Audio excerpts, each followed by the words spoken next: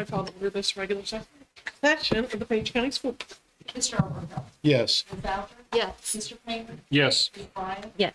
Ms. Smith. Yes. Ms. Ford. Yes. All Please pause for a minute of silence as we prepare for the meeting today.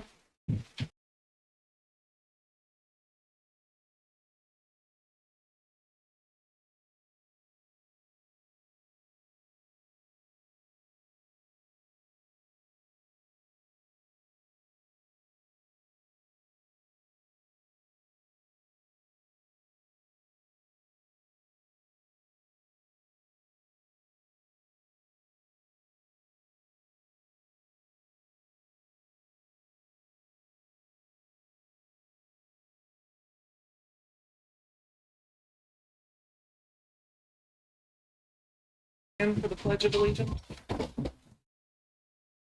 Pledge allegiance to the flag of the United States of America and to the republic for which it stands, one nation, under God, indivisible, with liberty and justice for all. Dr. Cox, do you have any agenda changes or additions? I do tonight. I'd like to make one change, please. Under action items, add 8.05, approval of personnel action A. Thank you. Can I have a motion to approve the agenda as amended? I make a motion that we approve the agenda as amended. Second the motion. I have a motion by Mrs. Sullivan Smoot and a second by Mr. Overfelt to approve the agenda as amended. Ms. Alger. Yes. Mr. Payne. Yes. Ms. Bryant. Yes. Mr. Overhill. Yes. Ms. Sullivan Smith. Yes. Ms. Ford. Yes. Madam Chairman, I'd like to certify that personnel matters discussed in closed session of section 2.2-3711A1 were all discussed. We have a motion by Mrs. Sullivan Smoot and a second by Ms. Alger to certify personnel matters discussed in closed session. Mr. Payne. Yes. Ms. Bryant. Yes. Mr. Overhill. Yes. Ms. Alger. Yes. Ms. Sullivan Smith. Yes. Ms. Ford. Yes. No citizen comment. I have a motion to approve the consent agenda. I make a motion that we approve the consent agenda as presented. Bless you. We have a motion by Mr. Overfelt and a second by Ms. Alger to approve the consent agenda. Ms. Bryant. Yes. Mr. Overhill. Yes. Ms. Alger. Yes. Mr. Payne. Yes. Ms. Sullivan Smith. Yes. Ms. Ford. Yes. Instructional highlight, Ms. Foltz. Good evening, board. Excited to be here. So I want to start out by just introducing you guys to my newest assistant principal, Miss Weichel. So excited to have her. She is doing great. I've been super impressed the way she's just jumping right in. She's not scared. And oh my goodness, what a difference it is to have her. So thank you guys very much. She's going to be amazing. So proud of that. But yeah, so I'm here this evening. Just want to kind of give you guys a little bit of an update of some of the things that's been going on at Shenandoah. It really has been a good year for us. Of course, there's been a couple of challenges, but you know, we all have our challenges. But overall, it has really been an impressive year for us. So we want to start out just kind of explaining to you guys. I was hoping to get a video of the kids, and it just didn't happen with spring break last week. So we went to bring to you guys our mission statement. Our students say this every morning as part of our announcements, and it goes something like this. At Shenandoah Elementary, we are a community of positivity, unity, and determination. Every morning our students do that, and they got it down pat. So I was hoping to get a video, but it didn't quite happen. Right, I like that. But yeah, so that's what even this year we really try to focus on, is being positive, being unified, being determined. And I think you can really see that when you walk the halls. You're starting to see a lot of that. So I want to show you guys, first of all, some of our strengths. The strengths at our school by far is in reading and math. This is based upon our SOL scores from 2019. We didn't do SOLs in 2020 or 21 because of COVID. So you have 2019, 2022, and 2023. This here is reading. So you can see in 19, we were at 79%. The 75 is actually the cut score for the state. So we're pretty well above that. 80% for 2022 and 85 in 2023. So we're kind of keep heading in the right direction. So we're just going to keep doing what we've been doing. Our second area of strength is in math. So you've got 2019, 2022, and 23. For math, the state's cut score for passing is at 70%. So as you can see, even though we took a little bit of a dip in 2022, we jumped right back up in 23. Really no concerns whatsoever. Very, very strong in reading, very, very strong in math. Also really happy, like a lot of our staff are veteran staff, so they're getting it down pat. They're teaching a lot of our new ones, some of the strategies and different things that's working for them. So yeah, we're super impressed with that. So we just want to kind of keep doing what we're doing here. So. But of course, our biggest strength, and I honestly truly believe this, is our staff at Shenandoah. They are an absolutely resilient staff. I am just super impressed how they just pick it up every day and they continue on. And I have never been in another school where I feel like the people are genuinely concerned about the kids the way these people here are. These people are paying house visits. They're making phone calls. You know, you talk about a kid and they're like, okay, well, what about their background? What about their family? What are they going through? Like, I can't say enough how amazing these people are. So I'm just very thankful for them and what they've done for me this year. So then, of course, we do have goals because we do want to keep moving forward. So every year we do have a school improvement plan. Of course, it's based on our division and our, of course, your improvement plan. So I'm gonna let Ms. Weichel just kind of go over our goals for us. She's here for moral support. She hasn't been involved in a lot of this, so she'll pitch in a little bit though. As I come from a school that's had issues in the past, so this is kind of, and this is my love, goal number one. Taylor will tell you that. I was a science girl. So by the end of the academic year 2023-24, as everyone knows, the state hit really hard on science overall. If you look at the whole state, overall, every school got hit hard with 2020 because we kind of dropped the ball. We were looking for reading and math. So again, Shenandoah got hit hard last year with a drop in their science scores.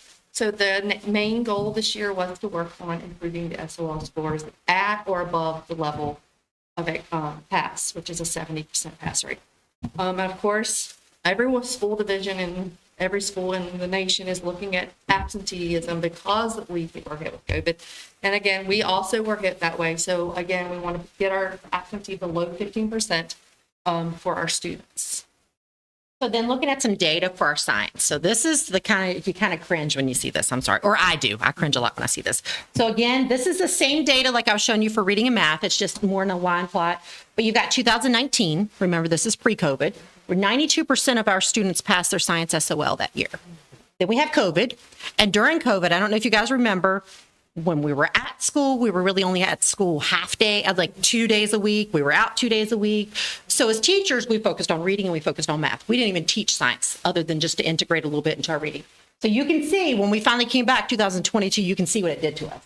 2023, we still have not been able to recover, but there is good news. So this year, as part of our plan, like you can go to the next one here, we've been focusing on we've had several different strategies to try to help us get our science scores there. So one of the big things, we've been focusing on alignment. This is a lot of classroom observations. It's going in and making sure all the lessons being taught are related directly to our SOLs that our teachers are needing to teach in their classroom. We also have been using, for science, we've been using what they call the 5E model in lesson planning. So it's engaging students, it is exploring, it's explaining, it's elaborating, and then it's evaluating. So we've changed the way we're doing some of our lessons. We're really making sure we're aligning everything. Of course, directly aligned is our assessment. We've been using the comprehensive instructional program, CIP, that I'm sure you guys have heard, to evaluate our science results. And I'll show you some scores from that in just a moment. Lots of intervention, kind of using those assessments to identify those students that are needing extra help, really targeting in on those. And one of our big pushes is integrating science into everything else. Because in the real world, science is not an isolated skill. It's everything else that goes with it. And so we'll show you guys some of that here in just a minute. So if we want to look at the results here. So again, this is our CIP results. Unfortunately, science doesn't have a lot of benchmarks from the state throughout the year, like reading and math does. So the only thing really I had to compare is our results compared to Page County Public Schools average and compared to the schools that are in the CIP cohort. And I'm sorry if I'm talking really loud, really fast. That's just me. I apologize. But here, if you look, in the gray is our Shenandoah scores for the first quarter, second quarter, and the third quarter this year. And orange is the average of the other three elementary schools, Stanley, Springfield, and Luray. Okay, so for quarter one, 67% of our students passed or met the benchmark, compared to our average in the county of 49%. What that means is if you look at all the schools that are participating in the cohort, our school did better than 72% of the other schools in the cohort. So that's pretty good. Second quarter, very similar. We were at 68% compared to a county average of 52. We did better than 79% of the other schools. For me, that's pretty impressive. And I don't know, Gabby might could tell you how many schools are in the cohort. I don't know. But he just said that. It's, I know it's growing. There's at least, I think, 20 divisions, so if you, think about that in terms of scale. Yeah. So for me, that's pretty impressive. Third quarter hanging right there, very, very strong, 68 compared to the county's 53 average, better than 78% of the other schools in our cohort. So for me, we're definitely heading in the right direction. I'm actually excited to take the science test as well because we're ready to rock that. So I am excited about that. So one of my favorite parts, pictures of progress. So this is some of that integration that we've been talking about. So this is pictures of just hands-on science in the classroom. So you can see lots of different experiments. We've got some kids that's experimenting with magnets at the bottom, some different STEM activities. One of the pictures at the bottom there, those are some of our fifth grade mentors that's working with some of our special needs students to get them involved in some of the experimentation. Even though their standards are a little bit different, we want to keep them there as well. And then on the next slide, we have a little bit more. These are more frequently. You guys might have seen some of this on Facebook. The top is some baby chicks that we incubated in the classroom, and they hatched out. Wasn't able to update it, but they came back to school, was that yesterday or day before? They've grown very much over spring break. They set them out in the middle of the carpet, and they're running around, the kids. Oh, it was wonderful. At the bottom is our courtyard. This was back in the fall when they were doing some pumpkin exploration. They was looking at the inside. The picture on the far right, they were using the aquarium that we have there to test the buoyancy of the pumpkins. And then the next slide, this is our STEM lab. So we've made big progress in this, science, technology, engineering, and math. I will say we do have some plans this summer to improve this space a little bit more. We're hoping there's some bookshelves in the back. We're hoping to get rid of those, open it up more, put some different tables in there, and have teachers create ready-made lessons to take their students there and really kind of get involved. We've been using this, not as much as we'd like to, but we're going to get there as well. Just going to take a little bit of planning. And then lastly, this is some more pictures of our courtyard. So you can just see, these are fifth graders just doing some observations. Here at the bottom, you can see some young ladies that are engaging in our outdoor classroom. We have tables and tents and different things set up. So it's just a really good way for them to connect their real world experiences to actual science and learning. And then our next slide here, this is from our stream night. So we took math, we add reading, we add art. This was back in the fall. There were different stations. This was a parent engagement event after school. Parents came with their kids. We split them up into groups. We feed them, of course, we feed them. But then they had a variety of different stations, things they could do. So we were making sun catchers out of animals. Our technology department came and they led the kids, and I don't know all the official names, but they had like the little robots and they dipped in paint and they coded them to kind of run around and do little artistic things. You can see some of our teachers just reading to our students in the library. Really, really great event. And that's just the stuff that gets the kids really, really excited. This was our mini MasterChef event. It is science related, STEM related.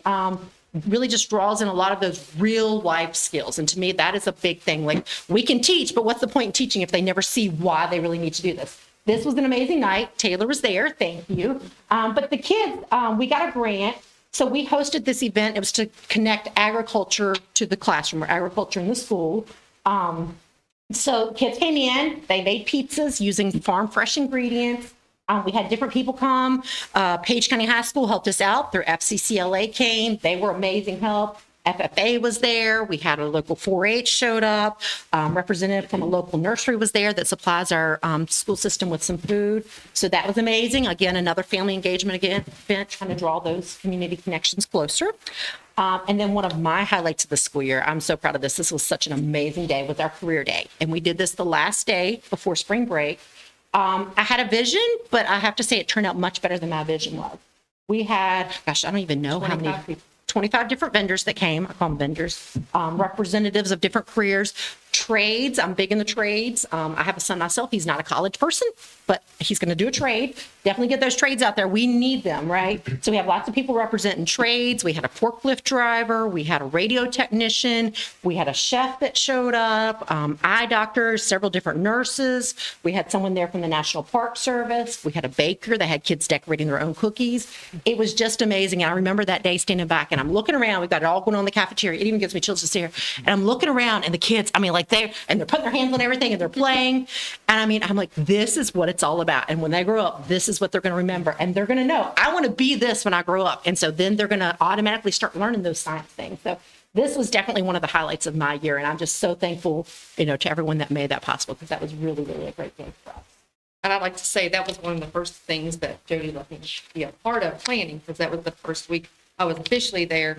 And that was a big undertaking, because just to walk in from the classroom and not know the community of Shenandoah as well as I did Luray, and to get the people that were on board and to get it organized was just like magnificent. Just the kids, they only had 5 minutes at every station. And that kept them moving, and they were exhausted by the time they left. I don't know about them, but I was. All right, moving on, not so much fun. I think every school in our county this year is focusing on chronic absenteeism. I'm going to be very honest with you guys. It's been a busy year. You have to pick your priorities. I've prioritized absenteeism, but not as much as I could have. So I will tell you, we've made some improvements, nowhere near what I would like to make, but that's one of our goals for next year. But we have been focusing on communicating more with our families. We've been trying to intervene when we do have people that are kind of getting there to that chronic absenteeism piece. I do want to give a special shout out to Kim Burton. She has been a tremendous help for me this year. It takes a lot of time to reach out to these parents, a lot of time to have these meetings. She has been amazing for me this year. And so I just really, really appreciate that. So I just want you to know. We've also been offering our kids incentives for coming to school. One of the things that we are doing is every day we recognize on the morning announcements what our attendance is for the day. And we're striving for 95.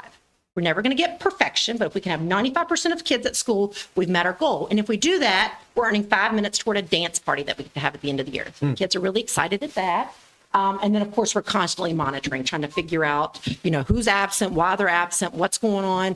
And the sad reality is we have had a lot of illness this year. I mean, just in general. So that's kind of there as well. But some of our data, So our chronic absenteeism, again, 2019, 2019, 22, 23, and this was 2024 as of spring break. So you can see we hit our peak last year. Again, I have not been able to focus the time on this that I should, but we are making steps in the right direction. One thing that I found that was interesting, if you go to the next slide for me, please, Blake, is that if you look at it, this is by grade. So we're starting at kindergarten on the far left, and we're going to fifth grade. And you notice that kindergarten, that's 28%. That really pulls our school down. But if you think about it, your kindergartners, brand new to a school system, probably a lot of them, especially in this area, have never been in any kind of daycare, no kind of babysitting really. So they're susceptible to all these germs. On top of that, they're in there, they're doing this thing, stuff dripping all over the tables, they're walking in the hall, So it kind of makes sense. But then it makes me happy as we get to third, fourth, fifth grade, you see it kind of starts leveling off. So hopefully as we go through next year, even the following year, we'll get that leveled off even more. And I think that's going to create a trickle down effect even for middle schools and high schools. So again, I think we're headed in the right direction. This didn't happen overnight and we're not going to fix it overnight. We just need to continue doing what we're doing. And again, I think it goes back to building those relationships with the parents as well and having them see the value and the importance in school. But to help address some of our absenteeism, we do offer a lot of supports for our students, really targeting those ones that are absent a lot, but even just the students in general. We do this year have our during school tutoring that is through the all-in tutoring. We've got 2 or 3 different tutors that come in that are not school like district employees, so they come in and work with our kids during the day. We have many teachers, assistants that's working with kids after school. They did today. They're doing every Tuesday, Thursday. We have a student study team that's meeting to identify kids that are really at risk of potentially failing or not being successful. We're trying to identify them early, creating intervention plans for them and trying to get them extra help course, we have our Title I intervention. This year, we have what we call win time, what I need time. Every teacher has at least 30 minutes a day where they are working individually with students or with small groups of students to target things that they need help on to kind of help fill in some of those gaps.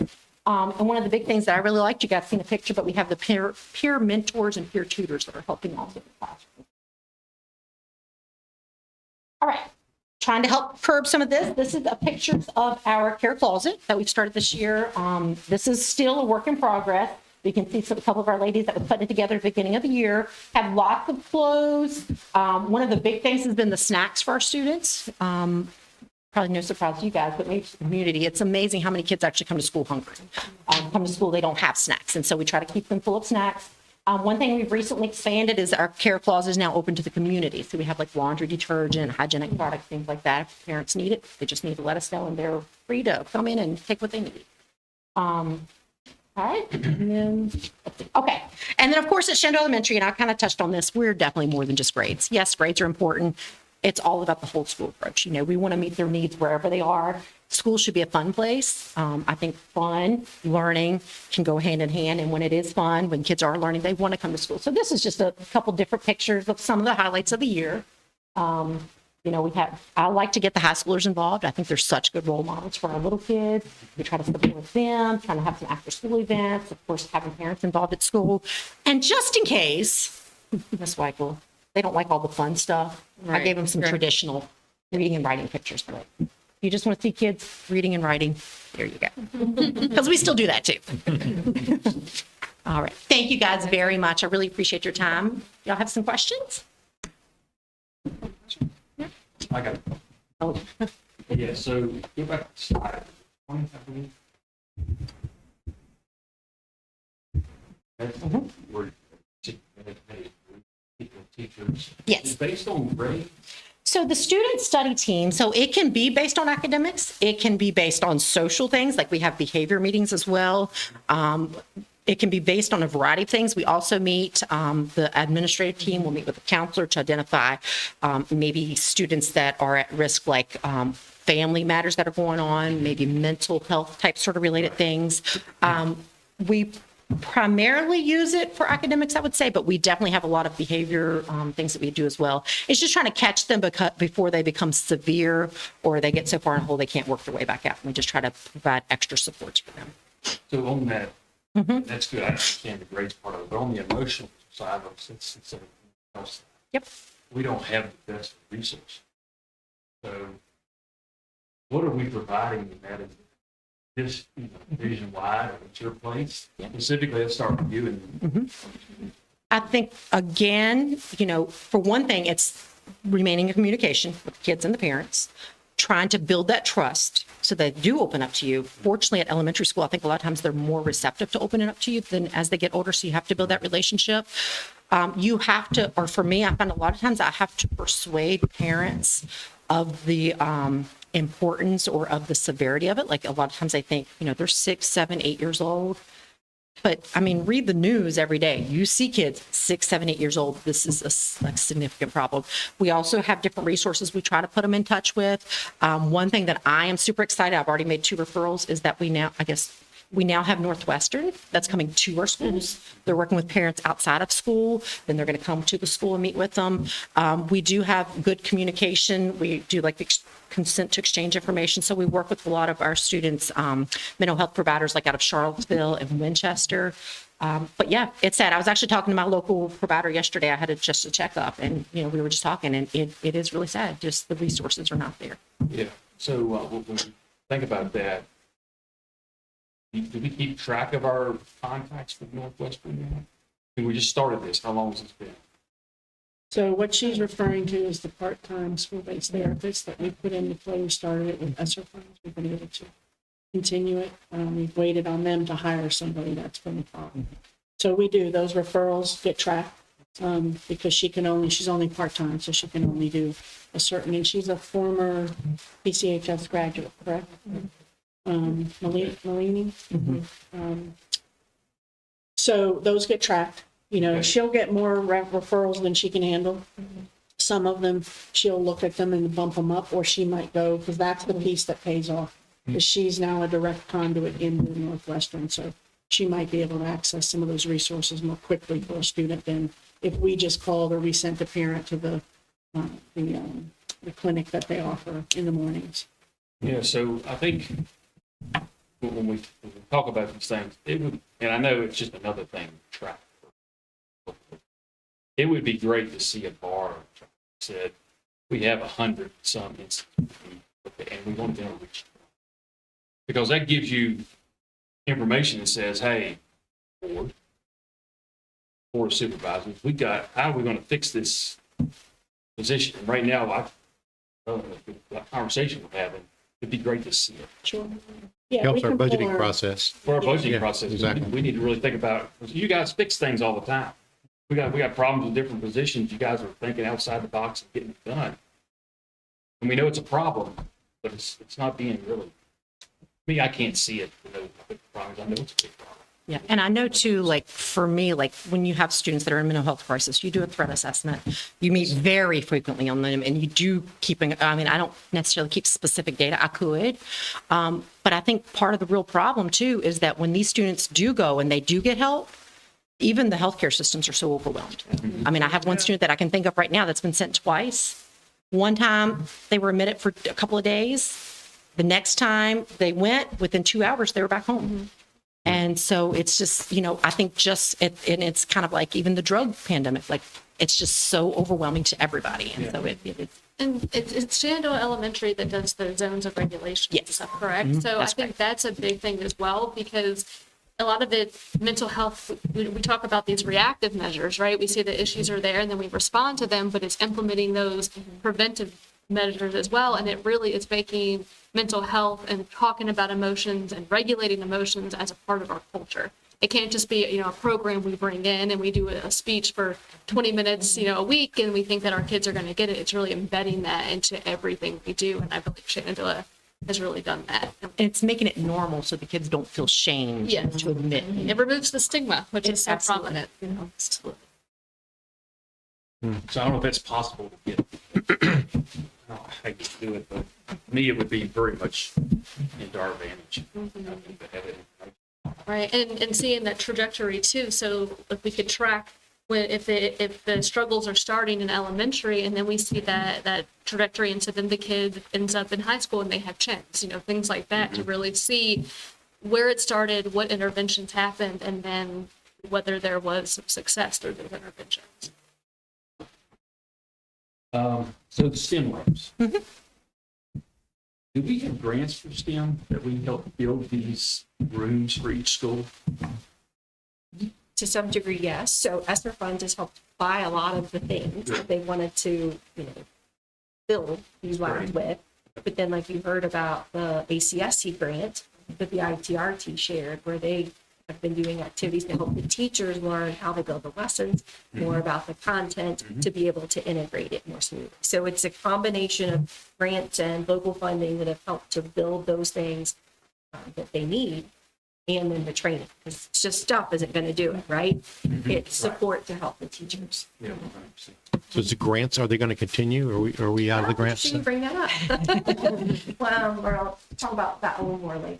Okay. And then with the ESSER funds we have left, yes, we've been encouraging, if there's still things that they want and need, to use that money involving. Right. So I was just curious about the care closet. As you said, you opened it to the community. Correct. How is it being used by the community? So we've had a few parents. I think too, it is still, we've tried to publicize it some. I think it's still just getting word out. Yeah. So I'm just curious as to what impact that might have on your staff. I mean, because our staffs are overwhelmed, but yet we're opening a care closet and they got to come into the school and they're going to sign in and somebody has to monitor them. And So primarily our guidance counselors over that. We do have community care coordinators that are getting a stipend this year to Okay. assume that responsibility. So they are getting a little bit of additional reimbursement. I can tell you at my school, it's not teachers. And generally it's outside of school hours before, after school. Okay. We are finding that we use hours a lot for students who either come in clothing that does not fit them appropriately because Right. they don't have appropriate clothing, or students that will have accidents and parents aren't able to get to school. We're finding we're using hours a lot more for things like that. okay, yeah, makes sense. Thank One thing I really like is it shows you negative numbers. You weren't afraid to tackle the gaps. Yeah. You know, with those things, and I'm pretty excited to think forward. And how well we actually have. And the mentoring with the students, phenomenal. I mean, I think we should be doing that all the way through the whole business. That the students come in and help these kids. We've kind of piggybacked on that. We've talked just last week in regards to that, how we can implement some different things. Because our idea next year is to bring more family as our theme. And so we want to kind of do a mentor system with that. And we were discussing that while everyone else was on break. Yeah, okay, good. Yeah. Glad y'all are working on break. Well, I wanted to work because I wanted to get myself with Virginia IEP, because I have never really got into Virginia IEP. So I'm digging in so that we're correct on our SLL information so that we don't get any red flags and things like that. So that's been kind of overwhelming to me because it's a different perspective than a teacher. Because as a teacher, I had 10 kids. Now I have a lot more kids to do. Yeah. And so it's just, but looking at it, I think, I'll be honest with you, Jody and I have really had a lot of good ideas coming last week.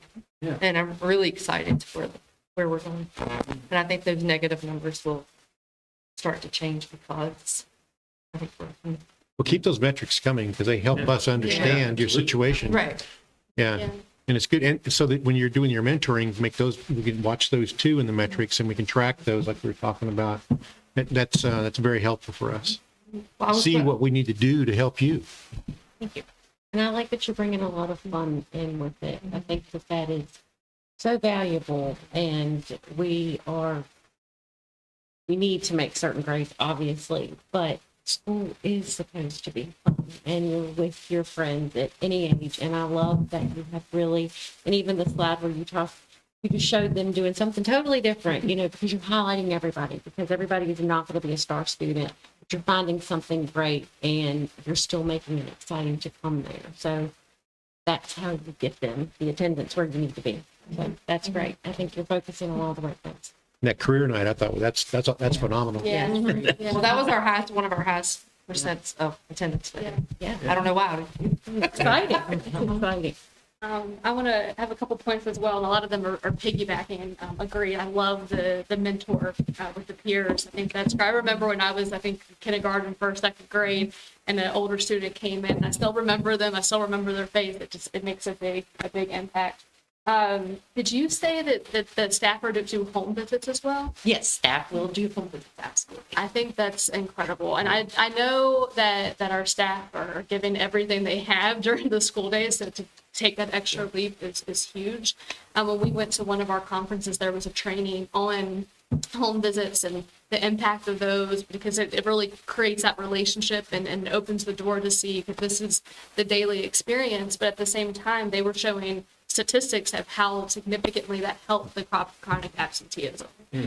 So I think that's awesome. And then also, well, I have a question too. So you all were saying that with the focus of reading and math during the COVID time, that it really impacted those science scores. Are we seeing the grades from the state around that? No. We haven't changed any of the standards or any of the accountability measures. Even with The only little thing we got was that extra year of the chronic absenteeism in 21-22. They did not count that towards your accreditation, but the expectations have remained and are still there. So, and well, those scores that you saw are not unique to them Right. or to Page. They're across the state. Those science scores took a dip because you had to prioritize. Do I want to do the fun science and not good stuff because it all matters? Or do I need kids to be able to read by the end of third grade? Well, and I would just add one other thing to that. It was even new standards. Yes, it was. Yeah. Right? So we were coming out of that, working to remedy, get everybody back in the groove, and the standards shifted again. So it was a new assessment. But I could see that if you don't have reading and math, you can't do STEM. Right, absolutely. Yeah. I think And that's- but the science test, because came from the VDOE with training from that, the science test is now more of a reading test. So when our kids were hindering in reading, were hindering in science. Yeah. And with COVID, you couldn't do hands-on because you couldn't be so close to each other. So, I mean, I was looking at Chesterfield last year, and most of them are in the 20%. And so, I mean, if we're looking at Chesterfield versus Page County, where we're all hitting hard numbers in those years, and they're still struggling too, they're hitting 50s and 60s as well. So it's not Page County, it's a Virginia thing. Yeah. And so I know, coming from talking to Peterson, which is out of the BDOE, she is drilling us doing reading science. So it's going to be hard for us, especially if our kids are struggling. And to support their data, I found the answer to your question. Well, here, there are over 370 schools in the CIP program. So when she was showing in the upper 70 percentile range, that's Pretty good. Yeah. And I think another point to make too is, you know, I don't want you all to think we didn't teach science at all. right. You know, I think it's another testament to what teachers did, the adaptability and the flexibility. They integrated those science strands into their reading and their math, which is great because, you know, we don't want anything taught just in isolation, but that was a true test for them to figure out how to make all of that work. And then in a limited period of time when you had kids physically with you. So a shout out to the teachers during that time. Well, your cooking event, that was, that covered a lot of different aspects of science and mathematics and so forth, and plus bringing fun in. Yeah. Yeah, I like that. Well, I just want to say that with all the presentations that we've had, for those who are listening, I can't tell you how proud I am of Page County Schools and, you know, even us on the board with the things you presented. We had no idea. And the one good thing that I've always thought about as far as not just Page, but smaller school systems, those kids are individuals. They're not a number. And that's been a lifesaver for the majority of students that, you know, they've made it through. However, but when you're in a big place, they're a number and a lot of things get lost. But what has been presented, and especially tonight, how proud could we be that we have the staffs that we have? And for those who are maybe looking elsewhere or whatever, just remember, bigger doesn't always mean better. And if you don't like what you're doing, it won't make any difference where you are or what you're getting paid. Easy to say, I get that. But at the same time, what our students are getting is phenomenal. So thank you very much. Say one more thing. And this is speaking to the career day, which I think is great. I always thought it would be a really neat thing to do at the elementary level, something like this at the beginning of the school year.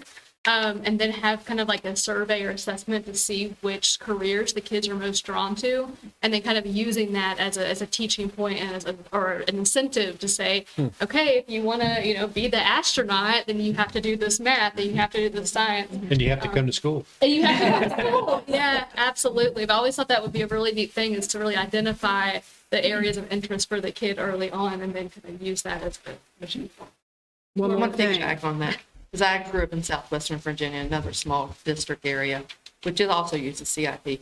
We did that, but we had a huge vocational program where I grew up, and they would make us do a career day, and then we would go to the tech center, and we would see how that would implement it there. And so my mom was a home economics, culinary science teacher. So I was raised that vocational education is important. So that was drilled early on. But I also believe that we need to also utilize our tech centers too. Yeah. And I think, and our fifth graders are going tomorrow Yes. to see that. So I think that'll be an important thing. Some of them that got to see the career day, how can we implement it at the tech center? Well, in addition, the technical center, all the fifth grades in the county are going to the technical center tomorrow. They're going to have X number of minutes in every trade, hands-on, the whole 9 yards. And the parents have been invited so they can get the information. It's not too early to get them thinking. Seventh graders were there the other week, same scenario where they actually got to go in, look at, and even were given some pretty hard tasks so that they understood, hey, this isn't something real easy. You got to really work at it. So the technical center, Mrs. Pettit and Mr. Pitts are to be commended for what they have put together. So if you have some free time tomorrow, drive down to the technical center and just see the interaction going on. Until 11. I'm sorry. 9 o'clock until 11. Right. And like I said, what they're doing is just another, another example of how dedicated our people are. I just thought, look, so how do you guys feel about the students the grades that you're handing off here in the middle school? I hear a lot of conversations about that, kids come up, they're struggling with this and that, but how do you feel about Shenandoah Elementary, what we're handing off? You mean academically? Yeah. I feel like our fifth I grade did group is that. pretty strong. Really? Me too. Yeah, and I did a math observation today, and I was pretty impressed. The teacher was teaching STEM and leaf plots in school.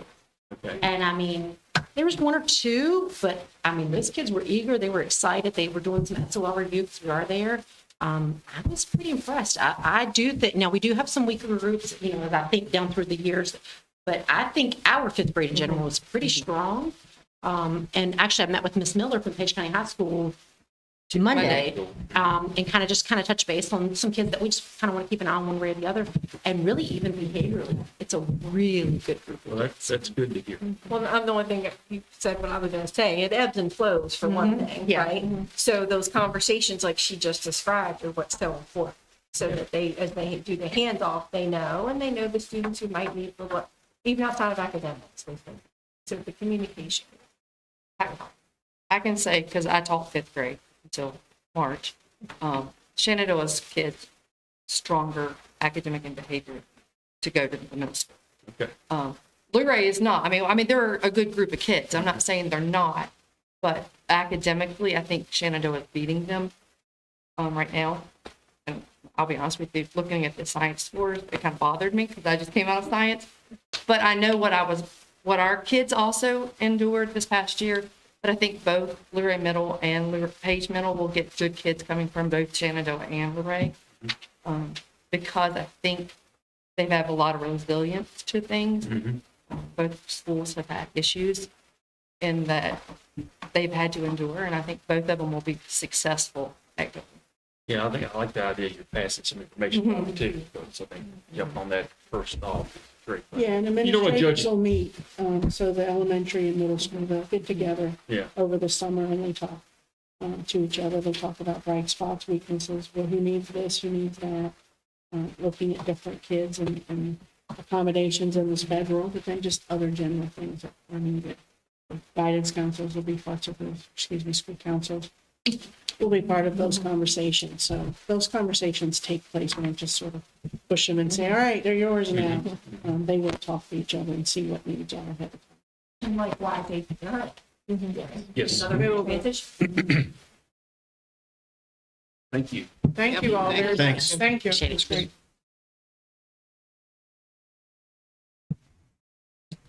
Review of March minutes, so they are posted for information. We'll approve them next meeting. No student rep update. Ms. Sechrist, monthly financials. Good evening, board members. You have been provided with the monthly financials for March, where total expenditures and revenue were $3,629,222.27.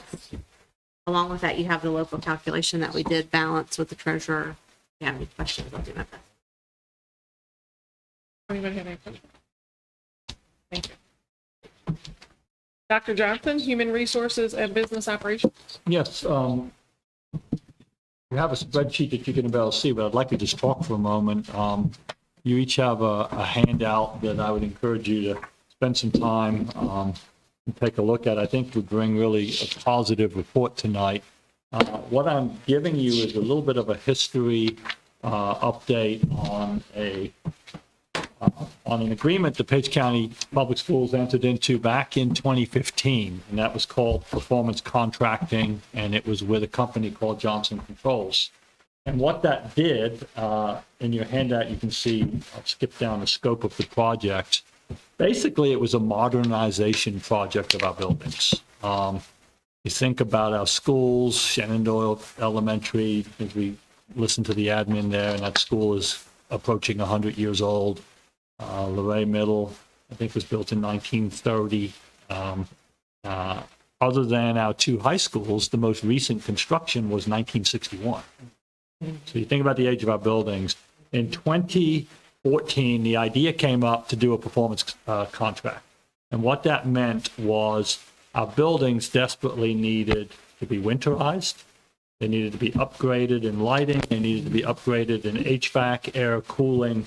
And so we spent a full year exploring options. The Virginia Department of Energy, state government, has a whole section designated to guiding municipalities and school systems, public entities, on how to do such a thing, so that an energy company can't swoop in and say, "Ooh, they don't know what they're talking about. They teach. They're not, they're not engineers. They're not this. They're not that."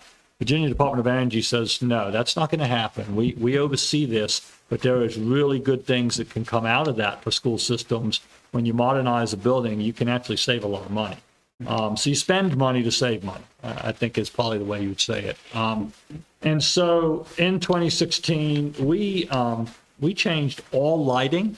You go to one of the school parking lots, go to Page High or Luray High at night for a ball game, and look at how light the parking lots are today.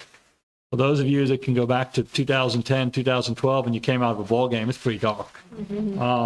The same is true in every classroom. So we put LED lighting across the division, inside and outside. I'm going to show you here in a few minutes a spreadsheet that shows the energy differences fiscally, the money that we have not spent because of these upgrades. I spoke with John Sisler last week. John is account manager for Shenandoah Valley Electric Company, and he has been overseeing accounts, Page County Public Schools and others for many years. And I was making sure that the data that I was collecting and the assumptions that I was making were correct from Shenandoah Valley Electric Company's point of view. And John said to me, "Don't forget, not only are you saving a lot of money with a higher quality LED light, you're saving a lot of maintenance time. You can put those lights in and almost forget about them for 10 or 15 years, as opposed to when you had fluorescence and incandescence, you were changing bulbs, you were fixing fixtures, and these new LED systems, your maintenance staff do a whole lot less." Remember, we have just shy of 1 million square feet of property.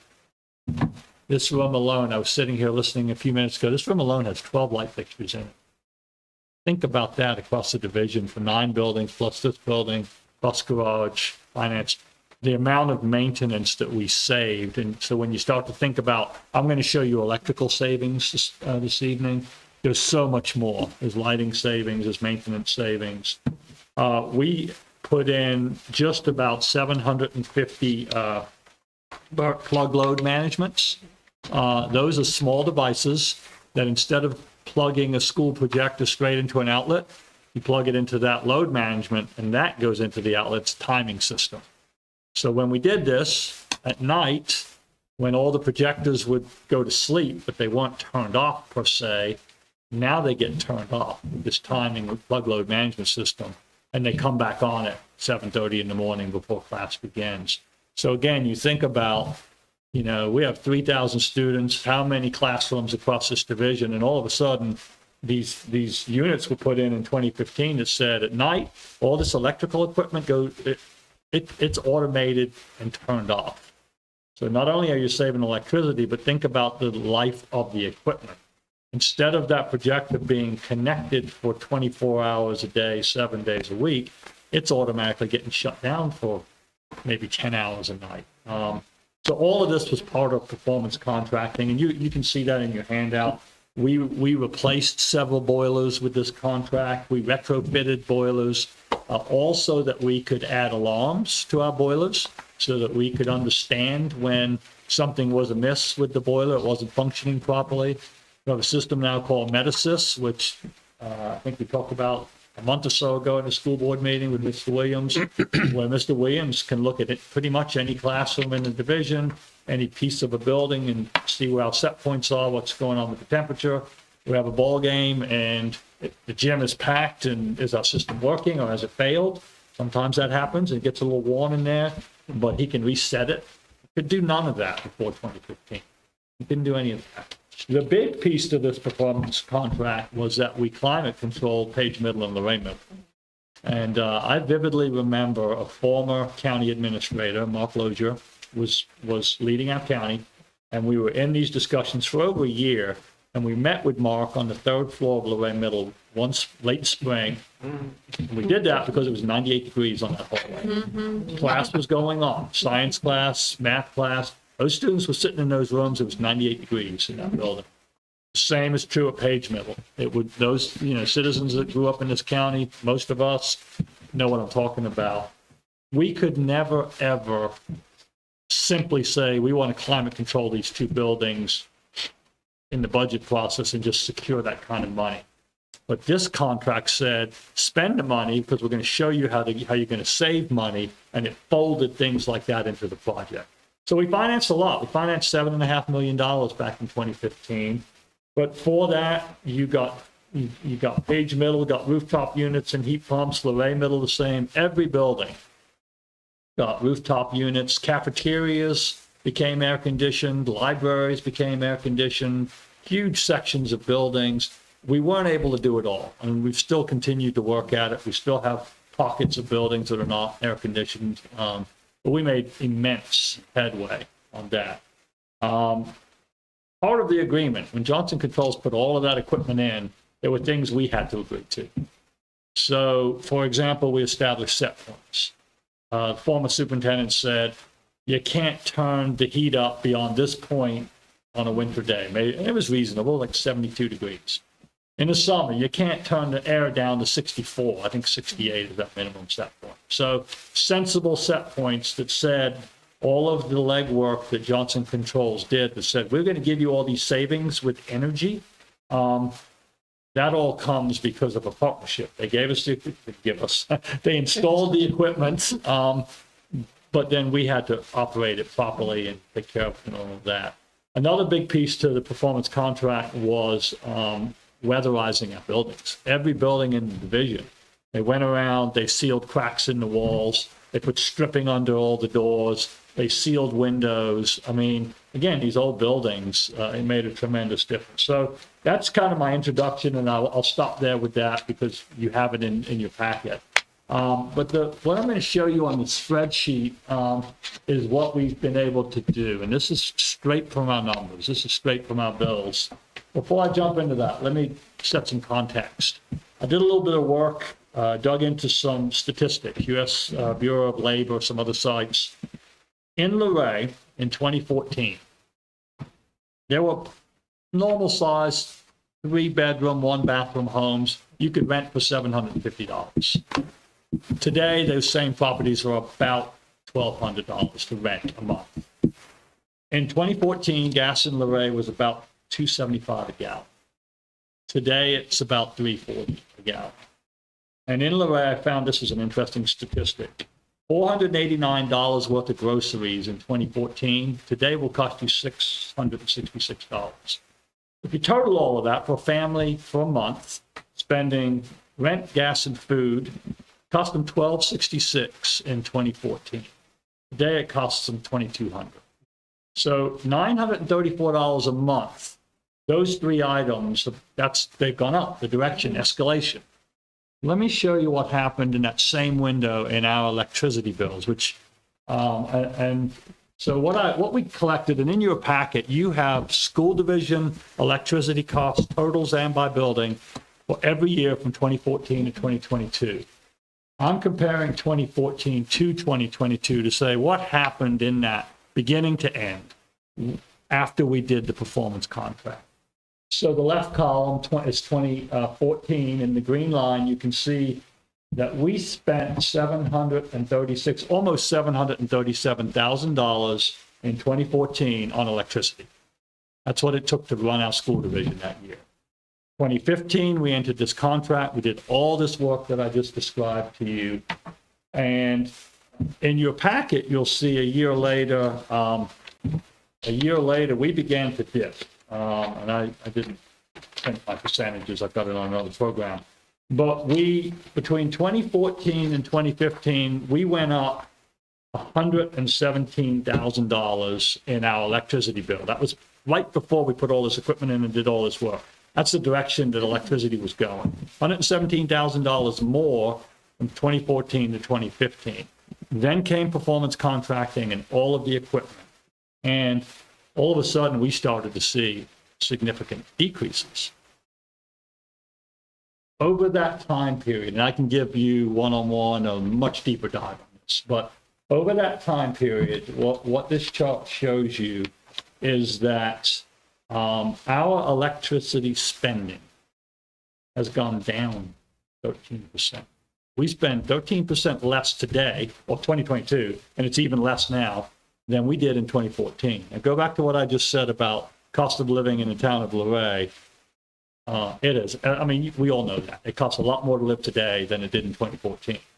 In Page County Public Schools, it does not cost more. It costs less in electricity right now than it did in 2014 by a significant amount. The reason we wanted to point that out, and I'll show you some hard numbers here, you can see the middle column increase, decreased pretty dramatically. I don't take Grove Hill too much into account because of the change in population, change in building use. But you can see for the most part, most of our buildings are between 10 to 20% less now that we're spending. These are real money, these are real dollars than we were in 2014. The one that jumps out at me incredibly is Luray Middle and Page Middle. We climate controlled those buildings and it still costs less today than it did in 2014. And again, it's because we did LED lighting, we did the borrowed units, we sealed the buildings, we did so much with it. So what that does for budget, and this is why I think it's powerful. If you come down, in speaking to Mr. Sisler, when he looked at our bills, he said that basically in our community, electricity has gone up about 15%. That holds true, I think, if we all think about our own home electrical bills. Whereas we have come down 13%. You're talking about over a 30% swing on what would have happened without the performance contract in electricity versus what is happening with it. If you come down to the bottom there, second bottom line, increase from 2014 to 2015, there was a $117,000 increase in the electricity bill in that year. But then you start to implement the reductions that we had since then, and you can quickly say what would have happened. If we hadn't done that and we went with the trend of a 15% increase in the community, instead of spending $736, and we would be up to $851, just based on percentage and expenses of electricity. If you multiply that out over 15 years, that's almost $1.8 million in electricity that we have not spent. That's savings. So yes, it was an expensive venture, $7.5 million venture. We got millions of dollars of equipment. We climate controlled 2 middle schools. We modernized every building we have. I made the statement earlier. I can't remember walking into a store or a gas station that's not climate controlled anymore. 7-Eleven's climate controlled, Exxon's climate controlled, stores are climate controlled, so are our buildings. And we've been able, this performance contract, which I feel like we got good guidance on from the Virginia Department of Energy. Charlie Barksdale was the gentleman that did that and is still in his position. Steered us in a direction in which these savings are continuing. They're in place right now. There's no reason that our electricity should explode because our buildings are in good shape, our equipment is functioning, our building envelopes are still intact. So I wanted to just share that with you. I didn't want to get too deep and too lengthy on it, but I gave you a lot more detail in your packet. But I hope that makes sense. And I hope I explained the chart well. Thank you for doing it. Absolutely, Yeah, for sure. Yeah, interesting. I think it's great information. So how long does this contract lease left remain? 2030? Well, so the original was 15-year to 2030. Ms. Sequist may or may not have more information than I do. It got refinanced at the county level. So remember when our debt service came out of our general ledger? So that's when the Board of Supervisors 2 years ago decided to pull back this particular debt to bundle it in a package that they were working on with countywide to just receive better overall rates. So to be honest, I'm not sure what their current bundle package is because none of that now flows through our general ledger. They handle that directly. But our initial contract, 15 years. Yes, sir. Yes, sir. And that's also in your packet, the original. The original would have expired The 2030. schedule of payment and principal and interest is in that packet. We never presented it as a paper itself, though, did we? No, I sat in pretty much all of those meetings, and it was presented. Johnson Controls, clearly they articulated the electrical savings we could get, and this has panned out. They presented. Does this match what they thought? It easily, yeah, easily. We've done very well in that. But the other part, they come in with formulas and saving quotes. But they put a dollar figure to the maintenance for the lights. Yes, that's accurate. Absolutely, we've saved money on maintenance. Can we articulate exactly how much?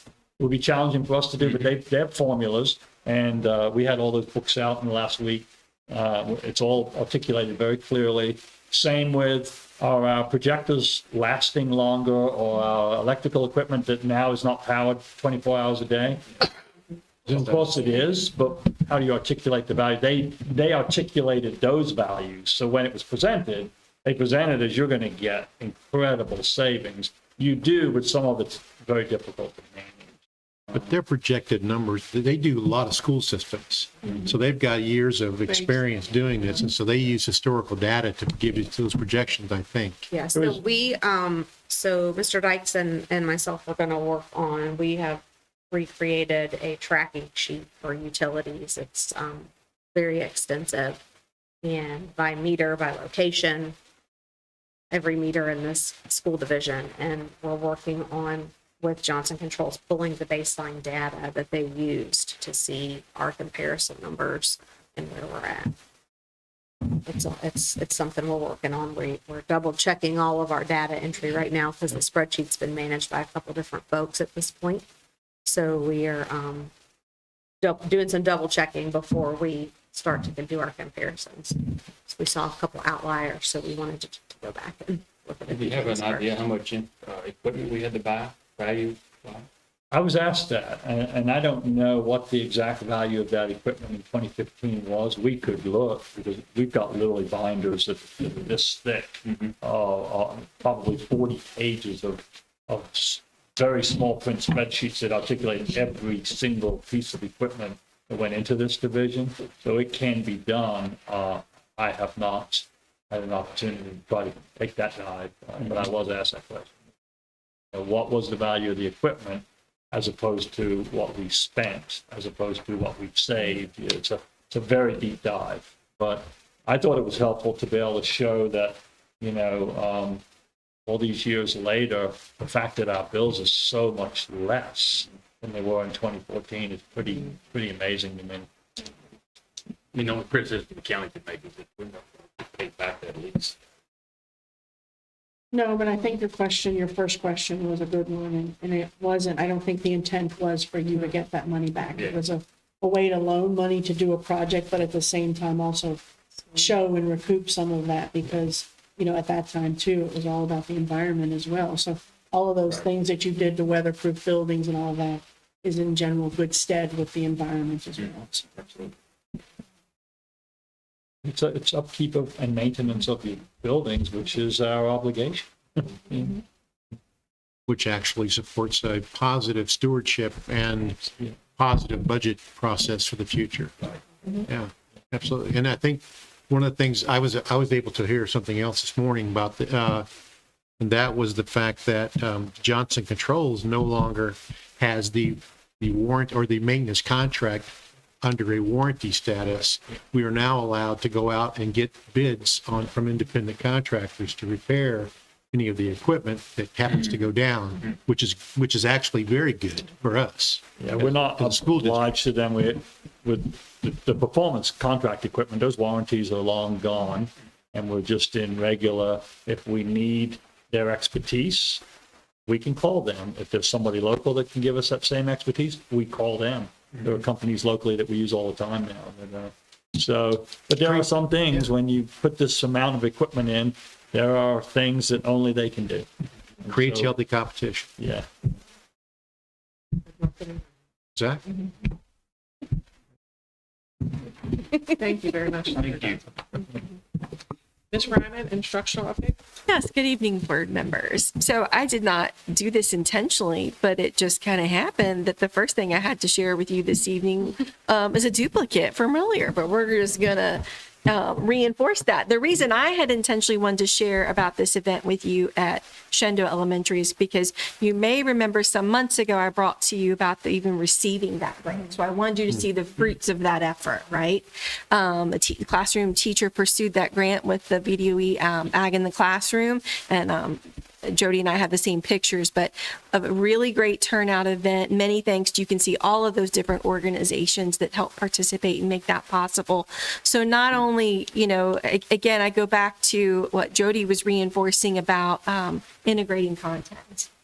Yes, those kids were in a Master Chef event. Were they talking about gardening and being stewards of our environment? Absolutely. But were they also measuring and doing math and doing some science at the same time? So, even that student out there that, hurts my heart to say, but may not like math, they got them to do math, and I bet they liked it and enjoyed the food. So many things. Caloric intake and so forth as well, right? Exactly. All kinds of applications. So the big piece I wanted to share with you this evening is Laurel Ridge recently provided a report to us that kind of outlined the overall impact of the programming that they offer within the community. But I wanted to drill down to look at the dual enrollment, because we talk about that sometimes, but you've never necessarily seen a long range effect. So as you know, dual enrollment, we offer those classes at our schools on site. Our teachers have to also be certified to teach those courses. So a straight Virginia teaching license does not necessarily mean you're going to be able to teach dual enrollment, right? So they have to have an advanced degree, certain amounts of credits, and they go through a process to be vetted and obtain that through Laurel Ridge. So again, that's we're appreciative that they want to invest to be able to offer those opportunities to our kids. For courses that we can't offer, we sometimes have students who go to Laurel Ridge, or they may take a course synchronously or asynchronously online. And so this data that's here is a 5-year look back that you can see from each school, the annual enrollment, and we've talked the last few weeks a lot still about kind of the coming out of COVID. If you look straight up just at annual enrollment, you'll notice that it took a dip, and it's actually still a little bit down. But if you cross compare that with the average number of credits earned, there may be less students right now participating in DE courses. However, the average credits earned is increasing. In talking about that with our counselors, because I wanted their perspective on why, and they said kind of like we talked about with when we talked about the 5th graders, it just kind of ebbs and flows with each class and where their interests are. But they do a really good job of encouraging students, helping them understand the value of dual enrollment credits. If they transfer within when they graduate, they transfer to a university within the state of Virginia. Those credits typically follow that. It's a given. So it's a really great tool to have. I personally, as a parent, my child went into college with some credits, and I was much appreciative. So it's a cost savings, right? Because they pay 25% of what the normal cost would be. What's the max credits they can get out of it? Or I'm sorry? What's the maximum credits they can actually transfer? So they can get an associate's degree. You'll see that here on this slide. Oh, so you can take 1 or 2 classes if that's all you want to do, or if that's all you have in your schedule, right? But the most that you can get is the far right column there. That's the associate's degree, which is about 60 credits, like going 2 years. So for a 5-year total, you can see we've had 44 students across Page County Public Schools get an associate's degree. The next column in is the general certificate. That's about like a 1 year, 30 credits worth. And then the average credits earned and the number of students enrolled.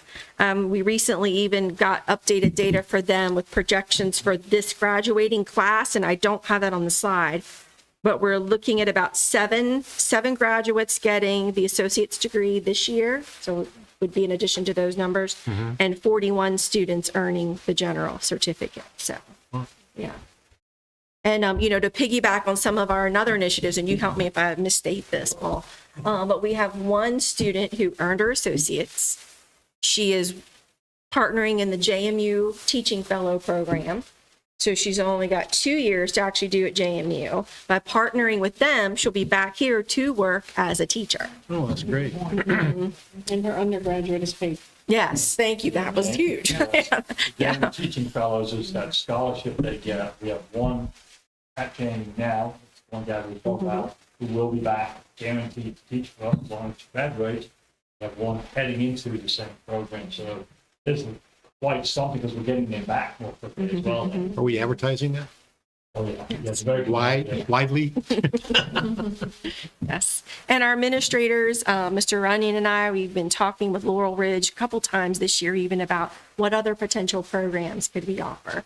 Some of where we're just finding a little challenges, and our principals and counselors are sharing some of the areas of interest of our students may not necessarily, for the chunk that we would need to create a cohort, may not necessarily fit there. So like the HVAC, right? We can do that, but that's not necessarily on the academic dual enrollment side, but that's okay.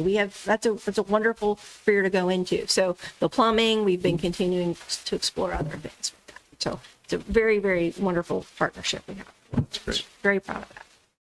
I just want to add, Paul, you and Mr. Benson, 3 or 4 years ago, put together a packet from Lord, well, it was Lord Fairfax then, but anyway, about how the dual enrollment process worked, which was very enlightening because at one point, students would get the associates or have all these dual enrollment credits. And the 4-year colleges, a lot of them were saying, well, we're not going to give you core credit, but it'll be an elective credit. Well, there you are, and that makes a difference. But they went in and created, a more direct, and this is how it's going to work, and so forth. And I was really pleased with that because parents don't know.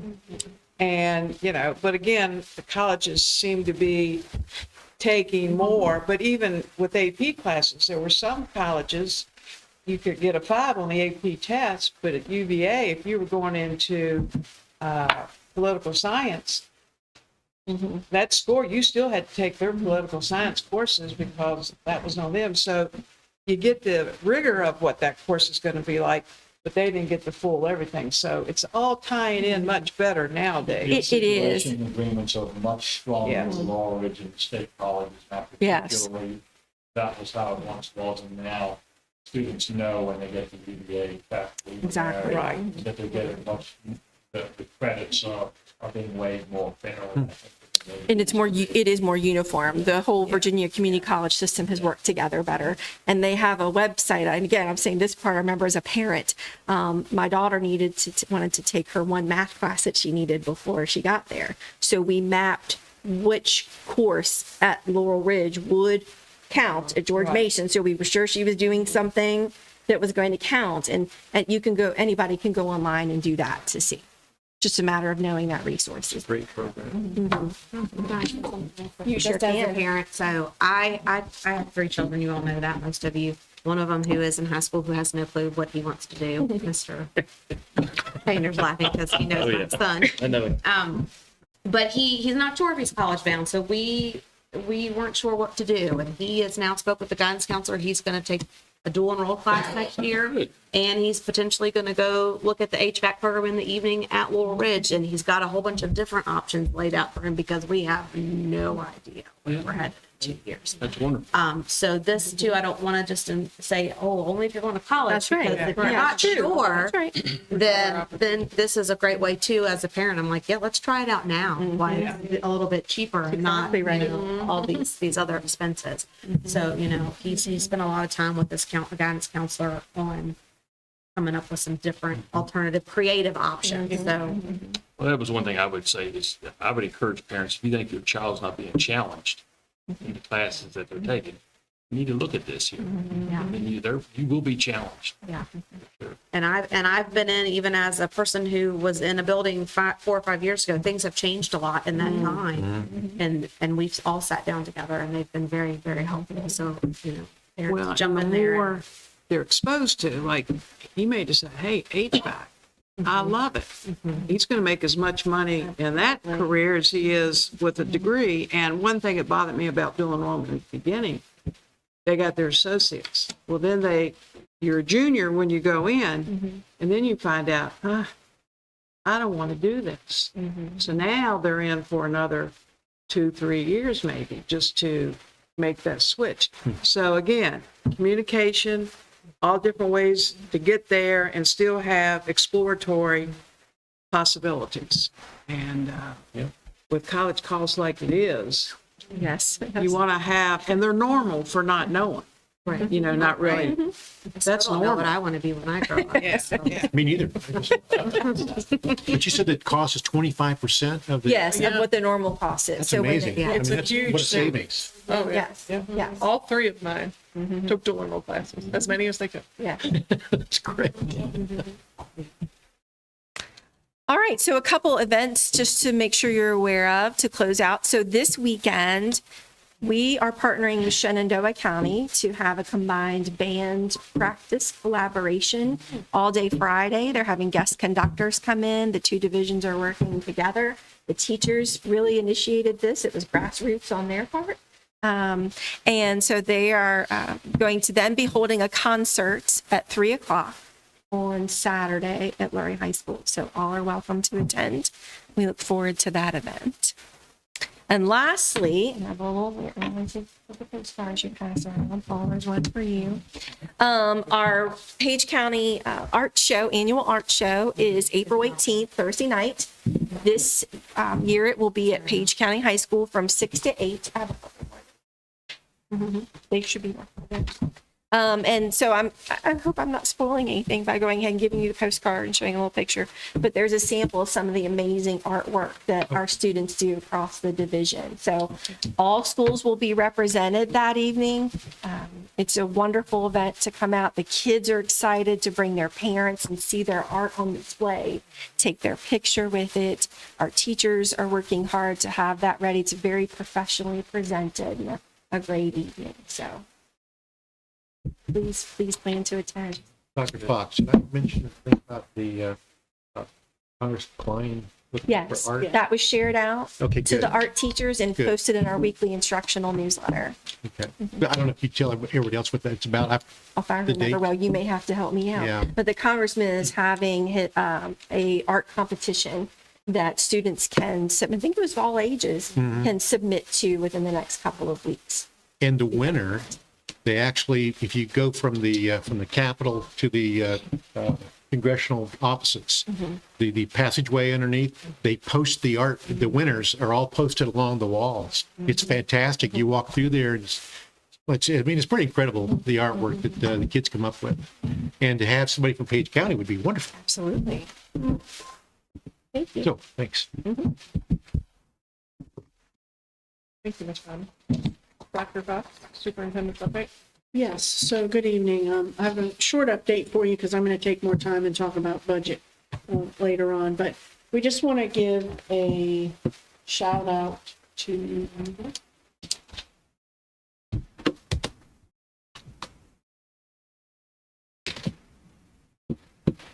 all right, it's all right. We don't need slides. We'll come back to it. All right, so first we just want to thank Mr. Cave, JD Cave. He provided a new sign. So if you see it on Route 30, or Route 30, wow, 340, right before Middleburg Road, you'll see it. It's a black, like shepherd's hook, and it's got PCPS on it. You'll see it. He provided that sign, and we want to thank his sister as well, because it's on her property. She allowed for that sign to be there. We want to thank the foundation because they've been working with the Board of Supervisors to get code changed so that we would be able to have the sign.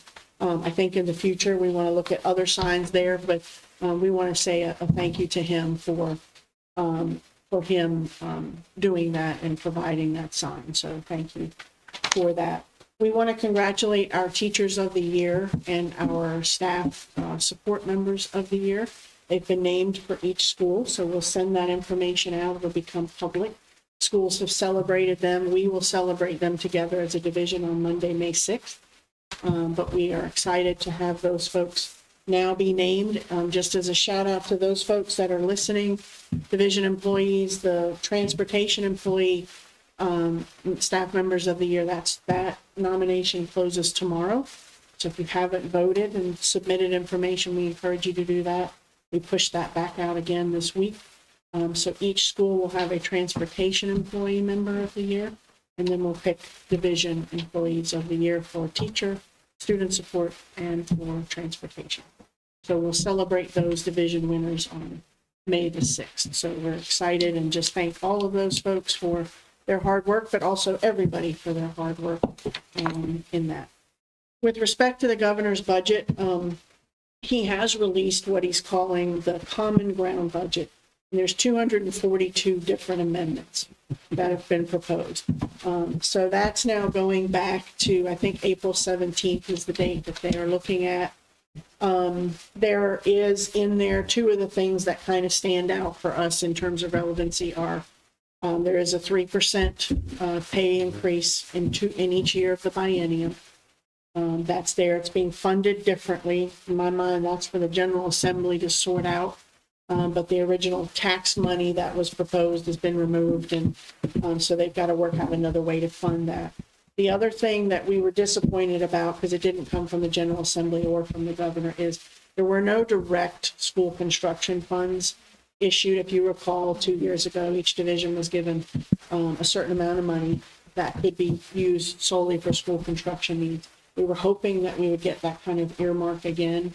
Didn't happen, but they have put some additional funds in the grants and the loan programs. So we're going to be looking at those, working with the Board of Supervisors to see which of those loans would we qualify for, which would the Board of Supervisors be willing to partake in, and then any grants that come up will apply for those to try and get some of those.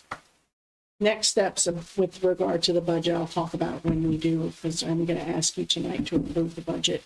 It's the same budget you saw a couple weeks ago, because we're not making, until we get anything more from the governor, we've decided to just hold on any number of names, because all of it is just on paper right now. And so we don't know what's going to happen with the allocations that were in the General Assembly amendments versus what he's proposed. So we'll let them finish their work. It sounds like maybe they'll be done, maybe on the 17th, we'll see. But we'll bring you, once we get those new numbers, we'll bring those to you. And then the last thing, the hard part to believe, and I know teachers are feeling it because everybody's tired, but we're in the fourth quarter of the school year, believe it or not. It's April 11th. And in 2 months, we're going to be graduating students. So we have saved the dates for our graduations. On Thursday, June 6th, we'll have the PCTC graduation. And then on Saturday, the 8th, we'll have Page High School is at 10 a.m. and Lorraine High School is at 6 p.m. So believe it or not, we're almost there. Seniors have less than, 39 days now in their high school careers. Teachers, there's 39 days. Parents, there's 39 days, so get ready because we'll turn them back over to you for the summer. But just wanted to save those dates for everybody to be mindful, and a happy time of year when we get to celebrate all of the hard work of students as they graduate and matriculate from Page County. The 6th and the 8th. 6th and the 8th, yeah. I'll send it to you guys and make sure you have it. It's on our division calendar as well, if you need to reference it. Okay, may I jump in? We also have a recognition day at Governor's School on the 15th of May. Yeah. I thought it was- There's a whole slate of, we're beginning now, the April is the wind up to the SOL, so teachers are reviewing and prepping and all of that. Right. May is your testing and all of your awards, so there's going to be tons. We'll be sending you guys, are going to be getting a ton of dates for award ceremonies. You've got kindergarten events, you've got field days, there's all of the academic, you'll have senior academic award scholarship nights. There'll be the signing day at the tech center. Lots and lots of things to keep you busy. And all of that will sort of ramp up at the beginning of May and run all the way through the end of the school. Excellent. And then the final thing, don't forget, I sent to you guys on June 10th, we're going to recognize our retirees. So we'll do all of our employee recognitions in May and then our retirees in June. You didn't send us an official invitation for that one. Not for the June 10th, I just sent you a save the date Okay. email for June 10th at 11 a.m. So that's my update for this evening. Thank- Thanks. Ms. Seacrest, claims for payment. Yes, good evening again. You have the claims for payment where the operating expenditures were $212,503.70. CIP capital improvement expenditures, $63,415.50. Food service expenditures, $52,417.54 for total expenditures of $328,336.74. That also is attached as the list of claims as well as the check registers. Make a motion, we approve the claims for payment? Second. We have a motion by Ms. Alger and a second by Mr. Painter to approve the claims for payment. Mr. Rutherford? Yes. Ms. Alger? Yes. Mr. Painter? Yes. Ms. Bryant? Yes. Ms. Sullivan? Yes. Yes. Ms. Seacrest, purchase orders over 10,000. Yes, we have 3 this evening for your consideration. The first one there is a roof replacement at Luray Middle School using the state school construction grant funds. And I have met with Mr. Williams on those first 2, so I can possibly answer a few questions if needed. And then the second is repairs and refurbishment, to the VAV boxes at both high schools. That is also using the school construction grant money. And the last there is the dual enrollment for LHS instruction that we actually just presented. I'll make a motion that we approve the purchase orders over 10,000 as presented. A motion by Mr. Painter and a second by Ms. Alger to approve the purchase orders over 10,000 as presented. Ms. Alger? Yes. Mr. Painter? Yes. Bryant? Yes. Mr. Rutherford? Yes. Ms. Sullivan? Yes. Yes. Thank you. Mr. Samples, Advancing Computer Science Education Grant. Yes, good evening, board members. I heard you like grants. Yes. All right, Very good much. deal. I got another one for you. So after the great success of our current ACSE grant in the elementary schools, VDOE decided to release some more money, and so we're going after it again. This one is up to $75,000. There's only going to be 10 or 12 awarded in the entire state. There was no stipulation about prior awardees going back after more. So we wanted to do our secondaries, so we're going back after it. If awarded this grant, it will be focused on 6 through 12. And just like in our elementary, it's going to include 18 teachers and our 3 ITRTs. They're going to be working together. They're going to be developing lessons, going over them to post them onto the Go Open Virginia platform, just like they're doing right now. I think in the presentation that they've showed you recently, they did a great job and are one of the leading ones in the state for that. So they're doing an awesome job with that kind of stuff. This time, we're focusing on the staff, the people.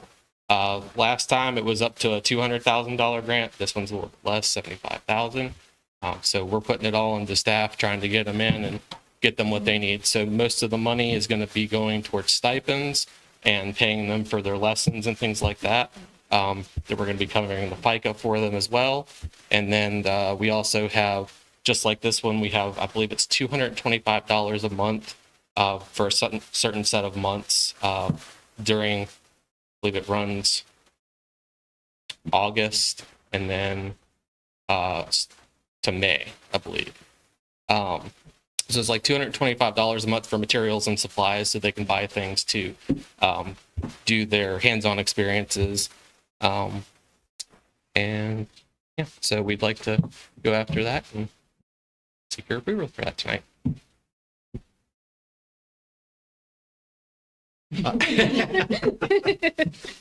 Well, I'd make a motion that we approve Mr. Sample's pursuit of the Advanced Computer Science Education Grant. Second. We have a motion by Mr. Overfelt and a second by Ms. Sullivan Smoot to approve the Advancing Computer Science Education Grant application. Mr. Baker, Yes. Ms. Bryan, Yes. Mr. Overfelt. Yes, Yes. Yes. Yes. Thank you. never turned down free money. Dr. Five? Yeah. Speaking of money. Yeah. Budget. Budget. Yeah, this one won't be quite as positive as that one. But the next step in our process, so we do the superintendent's proposed budget.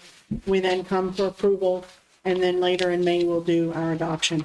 Please know that along that path, we can amend at any point. So what you're going to see tonight is really just a repeat of the proposed budget. The only addition I've made, only change I've made is the acknowledgement of the current allocation that's been told to us from the Board of Supervisors is that $500,000. So we've added that in there. That is the only change that's reflected. So I'm going to move through this quickly if you all don't mind, because it really is just a rehash of the same information. Once we get more from the state, we'll come back with a whole new set of numbers and we'll slow it down and take it more slowly. So we've listed for you again, just a reminder of what those budget priorities are. The top one again being that support, recruitment, and retention of qualified teachers, staff, and leaders. Our most important why continues to be our students. First and foremost, every decision is based on what's in the best interest of their needs. Budget priorities then reflect that in terms of that. So those are the priorities that we have. They're not in any rank order, but they're there. Our ADM for this year, we've already talked through that extensively. We're sticking with the 2,880. These numbers that you see in here tonight reflect that 2,880. Our revenue sources come from primarily three places: the state, the Commonwealth of Virginia, which gives us approximately about 63% of our funding. Our locality, which is the County of Page and the Board of Supervisors, provides about 27% of our funding. And then federal and other miscellaneous sources provide the additional 10% of our budget. There are three main allocation areas, and that's how you'll see this laid out. Is Fund 1 is our operating budget, Fund 2 is capital improvements, and Fund 5 is our nutritional services, which is separate from the general fund. In terms of proposed compensation, this shouldn't be new to you. We're just keeping that line right now of the 4% plus the step. We know where the governor and where the General Assembly are. We'll see what they do with that. We're going to keep those classified scale adjustments in there for now. Those two things together are a cost of $2.2 million. In terms of staffing needs, those 5 or 6 positions there reflect the priorities of where we want. It's not the only positions that we need, but they're the ones that either we need to meet SOQ requirements and or meet the ongoing needs of students as we see them. So that's still sitting at a cost of $355,000. I haven't seen yet a lot in the budget. I'm hoping they will really talk about it, is that reading, those reading specialists at the middle school. There hasn't been a lot of information pushed out about that. Some about the English language. It's becoming more of a tiered approach, but Mrs. Ryman's done a little bit of a dig into that, and it's still going to require that we have another teacher. Additional costs we did get, I will say this is the other new piece, so I apologize for not saying that up front. We did get our health insurance quote for this coming year, and it is going to be at 11%. I was hoping it would come in more at 6 or 7%, but unfortunately it's sitting at 11%. Question.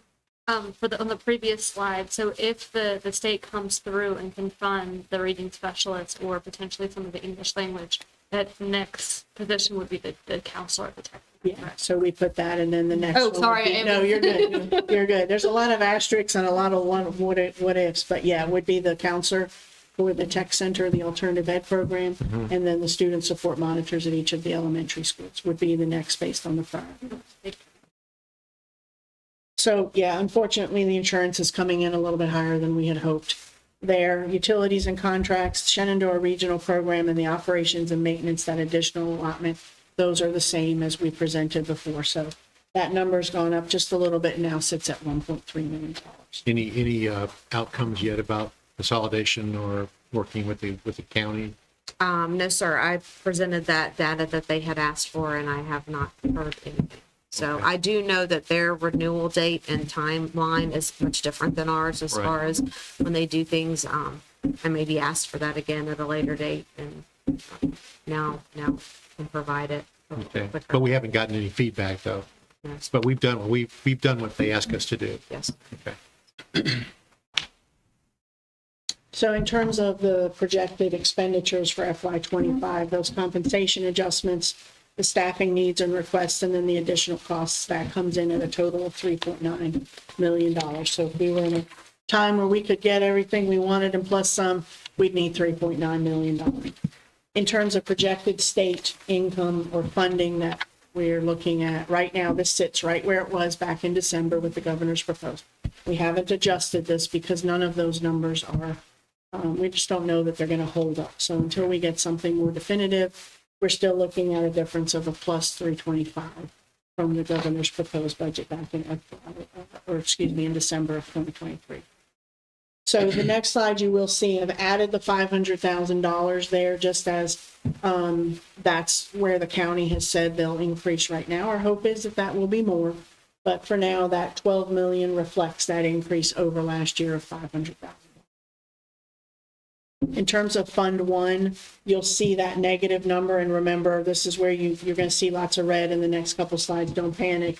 It's because of that loss of federal funding for all of those ESSER things. Right. So that's all coming out of our budget now. So we're not $1,700 in the hole. We don't have to defund by 36 positions, nothing like that. So we're okay. We're okay. In terms of revenue estimates, this, again, essentially is the same. The only change here is, again, at that local line, you'll see the addition of that $500,000. It does bring then that difference between last year and this year down to under $1 million. So that's a positive if you want to look at that. But again, that negative is there because of the loss of federal funding. In terms of projected capital improvements, again, you're going to see this negative number. That's, again, that loss of the school construction money. That dries up as of June 30th, as well as all of the ESSER and the ARP funding from the federal government. All of that is gone. There is no local commitment yet to capital improvements. That's to come with conversations. But so that's why you see that decrease there. And so again, don't panic. We don't have to find $2 million. Then nutritional services, again, Fund 5 sort of runs on its own line with the state and locally. Right now, again, from the governor's proposed budget, it's a decrease of $29,000. This slide hasn't changed. This is just the local request. This was what we shared with you in terms of what were we going to go ask the locality for, because it wasn't covered from state funding. So if you take all of those things that we wanted, the compensation, the positions, and the extra needs, that $3.some million, this just shows you what the local requirement would be. And this was with the initial House and Senate amendment. So not really anything new there for you. We did, you all know, you signed that letter and we submitted that to the Board of Supervisors requesting the removal of categorical funding. So then again, this is an ugly slide, not fun to look at, but again, those numbers are there in the negative and reflect that decrease in all of that federal and other state funding that dries up in June of this year. So what I am asking for tonight in terms of approval is that we move forward with a projected budget of $45 million, knowing that there's going to have to be some amendments and some changes that come. So what does all that mean in terms of next steps? If you go to the next one, thank you. So right now, you're going to approve hopefully, you're going to approve a $45 million budget for us, knowing again that there's going to be some adjustments that we have to come back and make, and we can do that, that's fine. Even once you give the adoption of it in May, we can come back and make amendments if we need to. So once we start getting more information from the state in terms of the budget, again, having, at least this year, we have a date of April 17th. Last year, we didn't even have a date. So we're going to take that as an optimistic, positive sign that maybe on the 17th, they'll come to some resolution with that. It'll take the state, the Virginia Department of Ed, a week or two to then build the calculation tool. That'll get sent to Mrs. Seacrest. It'll take her a week or so to plug in numbers and then we'll come back to you and say, all right, this is what it's looking like. We'll go back to the Board of Supervisors if we need to and say, this is where we are with different things. The goal ultimately by May 9th, and there are some legal statutes from the state, we probably will have to approve something on May 9th, because they have to have something approved by the middle of May. Again, we can come back and amend that if we need to. So I am asking tonight for your approval of FY25 right now for a projected $45 million budget. One question. The Keys School, is that Keys Academy, is it reflected anywhere? Have we got any kind of proposals from them? Are they looking at taking on? Yeah, so we're making wonderful progress with them in that the building, they've walked through the building several times, met with the current academy that's there. The building is prepared from a Page County point of view, meaning rooms are being cleared out, cosmetics, for instance, that we're currently working on the overhang at the back entrance where that would be their main entrance. I have met the person that they are proposing will be the director for that. They're working statewide, I guess, with their staffing. So we've not signed anything with them in regards to a lease agreement, but they're making all the steps. They've applied with the county. They got the information they need for the state. So it's full steam ahead. They don't have state approval yet. I guess once they get state approval, then it would be we're in. And, Right. But it looks good, looks positive. It's very positive. Okay, and that'll be some revenue for us. Yeah, right. So to answer your question, no, it's not in there. And Right. but when it will be in there, it'll be in that 1% other category. Okay. Fair enough. Yes, That's sir. kind of where I was looking. Thanks. Yes, sir. All right. We're not doing any renovations until it's signed. No, that's correct. So all we've done currently is move, we were using that as a storage facility.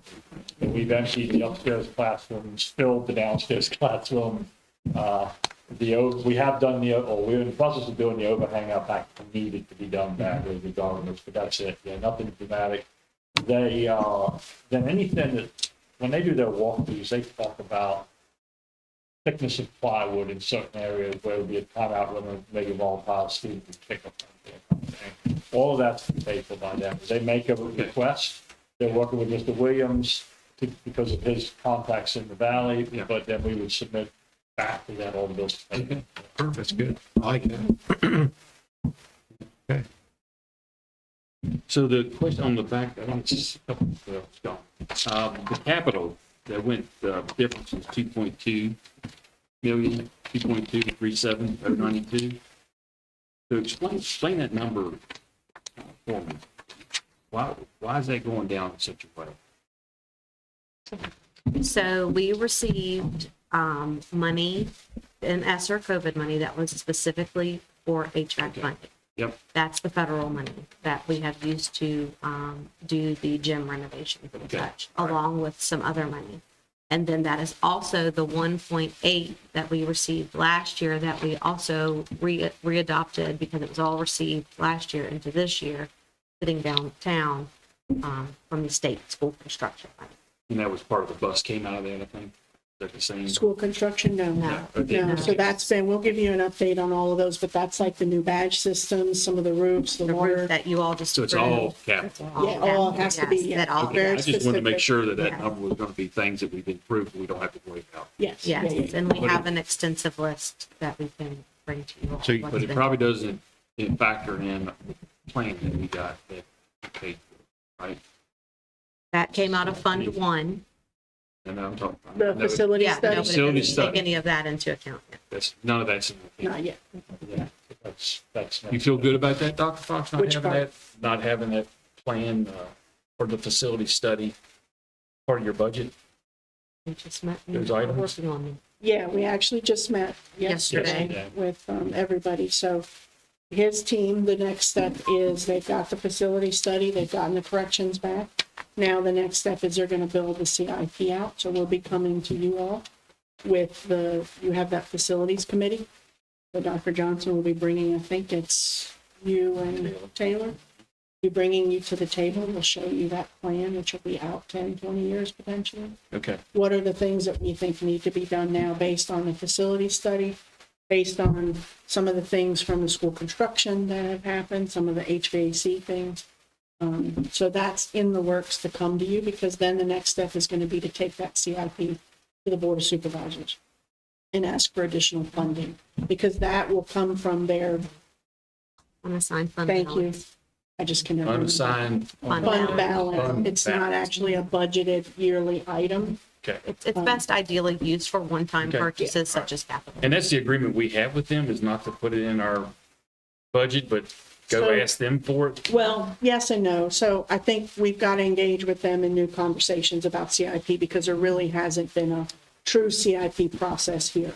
So we're looking to establish that. The first part of it we have established with them, which is where end of year money that we have left over automatically rolls over to CIP one-time thing. So that $176,000 resolution that we just approved a couple weeks Right. ago, that's the money left over from FY '23. Okay. Correct, yes, thank you. So that's going to the buses and the vans, cars, whatever we can squeak out, however many vehicles we Stop can. arm cameras. The cameras, and yes. So that's part of a CIP agreement, which they've agreed to, is that money rolls over. What we want to do now is establish a full plan with them where that money gets earmarked. We know how much each year is there, and they've agreed to it so that those projects can happen on time. So we might say in 3 years, we want to, let's just say we're going to put HVAC units in all of the school, the last remaining 3 elementary gyms, because that's the last piece of HVAC work. We were hoping to squeak that out of the current grants, but we couldn't get it. So let's say we want to do that with them. We'd put those out in, say, year 24, 25, or 25, 26. How much is it going to cost? They say, yes, we'll approve it. We can then do the legwork and know that when 24, 25 comes, it's already approved and we can do it and make it happen. That's the goal, is to get that kind of plan in front of them, get their approval. So we'll come to you first, and we'll talk through it, and then we'll take it to them. So that's infrastructure build money. That was that big book we all got. Yeah, so the immediate needs, as I recall, looking through there was 400K, I think. Yeah, it was around, But it's fuzzy math. yeah, but then it goes up exponentially. I mean, After years, Oh, yeah. Oh, yeah, it's in the millions. Yeah, yeah. yeah. Yes. but what his team is going to do, they're going to take a look at it and see, is that doable? Like, we know we can't go to the Board of Supervisors and say we need $7 million in Right. 25, 26. So how do we move that stuff around to make it? We also want to include an annual piece for school buses, so that annually, every single year, we're replacing buses. There'll be an annual technology refurbishment amount, because that's got to happen. You need a plan for that. And then just a miscellaneous for other things that we, through the process, we might come up with, that there's an established amount there for those every year. Then you mentioned the magic word, buses. Any feedback, any more feedback from Loudoun County?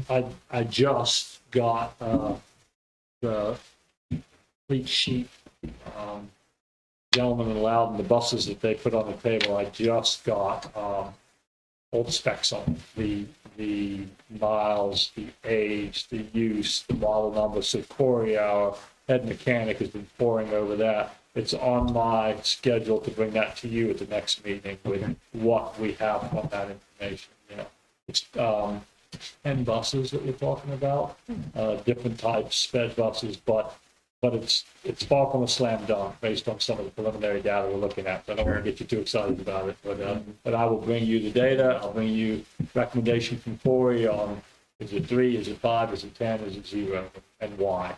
Yeah, I just didn't want to lose the bubble on that, because Yeah, it was no. something brought up for the joint Yeah. meeting, and They were on spring break, and then we were on spring break. So Gotcha. virtually the last 2 weeks of communication with them, yeah. well, let's hope we can get 1 or 2 out of it anyway. I mean, that would be a benefit. So one last question on the facilities committee. Is there anybody from the county board supervisor or anybody that's on that? So we've asked Ms. Moeller to get 2 members, Board of Supervisors, to be a part of that committee. So we'll meet with our internal school committee first, and then we'll bring that larger committee together. And so they'll have 2 representatives on there, so that we can good. do some of the deeper dive stuff. And then when we take and go and present, we don't have to go through every single piece of detail with it, but they have a sense of the bigger scope because they've been more involved in the detail. I don't have the two names yet of who that would be, but we've asked for them to get us those names. Are we gonna be able to rope, Taylor's uncle in to help him too on that?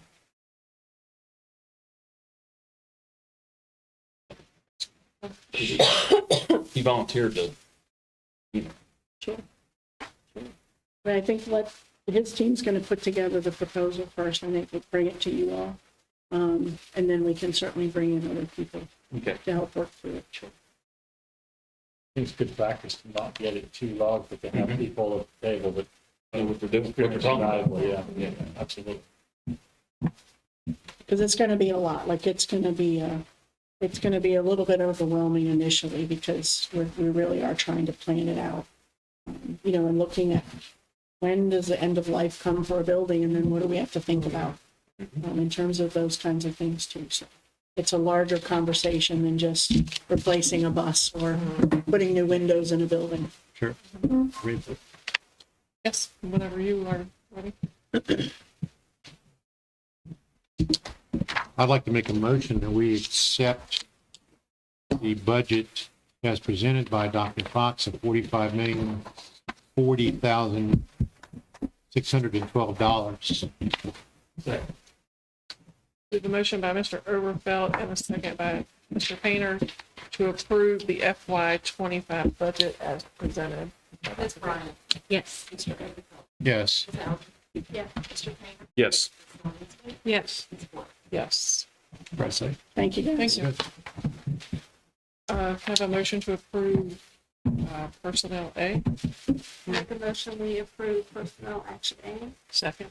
A motion by Ms. Alger and a second by Ms. Sullivan Smith to approve personnel action A. Ms. Alger. Yes. Mr. Painter. No. Ms. Bryant. No. Mr. Overfelt. Abstain. Ms. Sullivan Smith. Yes. Yes.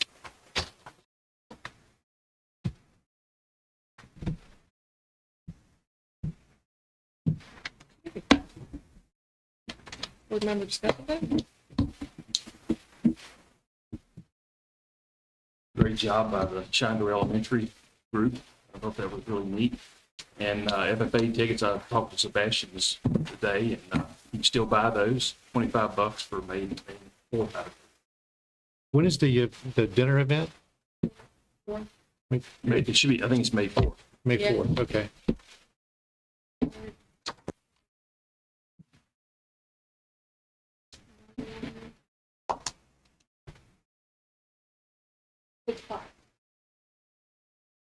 Thanks.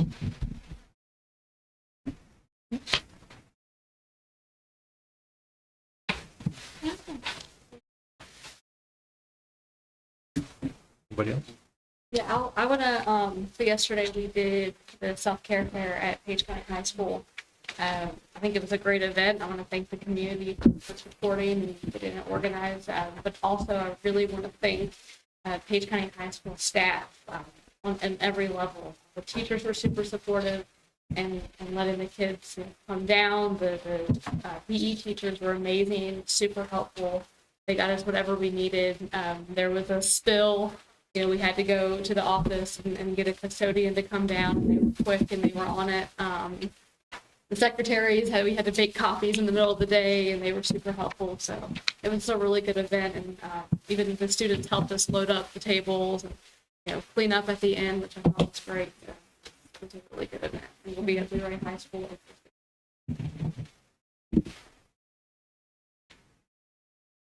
I'm just going to say I keep my fingers crossed for the budget.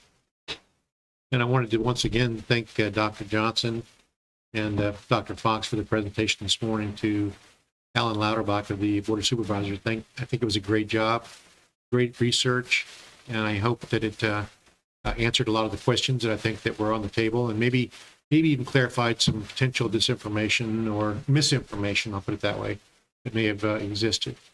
And the last thing, I just wanted, also the presentations of the schools, they have really been fantastic, and they've been a great aid to my personal education as a new member of the board. And I really appreciate the efforts by the principals and their staffs and what they're doing about, for the kids, because that's what it's all about, children. So. That's all.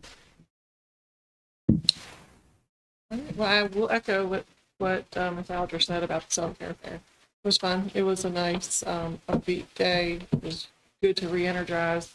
The kids all seemed to love it. The staff was great. And they helped us tremendously, and the teachers seemed to really enjoy it too. So I'm anxious to see how it goes at Luray High School. But we did that after we had a Safe Talk training too on Monday. So we're doing really a lot to focus on mental health, some prevention, and provide some training. So it's been a pretty good week. We had a good time. So I encourage, if anybody wants to come out on Tuesday to learn about a little bit of self-care, you get a lot of little tips and tricks, and it's fun.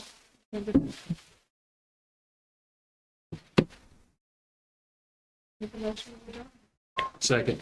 Motion by Ms. Alder and a second by Mr. Painter. Yes. Yes. Yes. Yes. Yes. Yes.